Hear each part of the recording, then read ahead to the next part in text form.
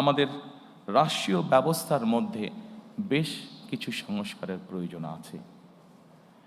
আপনাদের কাছে যেই ফোল্ডারটি আছে, এখানে আপনারা যদি দেখেন, এর ভেতরে কয়েকটি ভাগ আমরা করেছি: গণতন্ত্র ও জাতি গঠন, মুক্তিযুদ্ধ, অভ্যুত্থান, সাংবিধানিক সংস্কার, সুশাসন এবং স্থানীয় সরকার।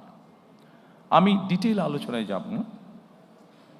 আমি প্রথমেই শুরু করতে চাই গণতন্ত্র ও জাতি গঠন।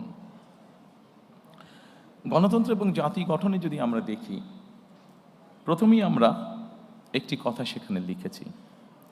যদিও গণতন্ত্র এবং জাতি গঠনের এখানে যেই বিষয়গুলো আছে, যা আমরা গত 1 বছর ধরে দেখেছি, যে সরকার গঠিত যে রিফর্ম কমিশন ছিল, সেখানে যা কিছু আলোচনা হয়েছে, তার অধিকাংশই কিন্তু আমরা অনেক বছর আগে, প্রায় 2-2.5 বছর আগে আমরা জাতির সামনে উপস্থাপন করেছি।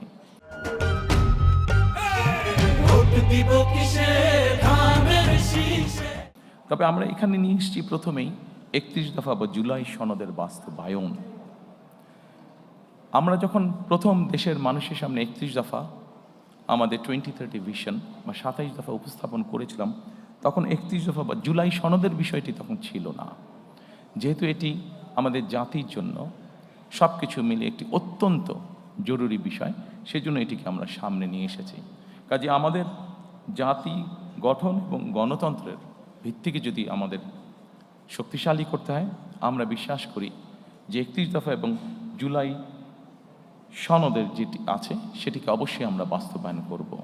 কারণ জুলাই সনদের যে মেইন বিষয়গুলো আছে, সেগুলোর সাথে আমাদের 31 দফার অনেক কিছুর মিল আছে, যা আমরা অনেক আগেই জাতির সামনে উপস্থাপন করেছিলাম।